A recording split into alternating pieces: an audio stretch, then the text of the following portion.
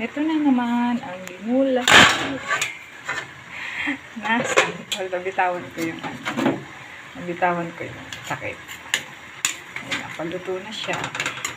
Ginulay na santol. Bicol recipe. Para sa mga Bicolano at Bicolano. Bicol recipe. Ano siya. Sarap to guys. Ginulay na santol. Paluto na siya.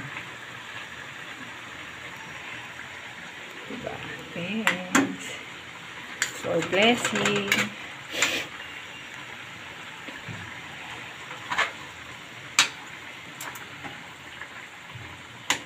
Ginulay na santol. Nakagawa na naman po ako.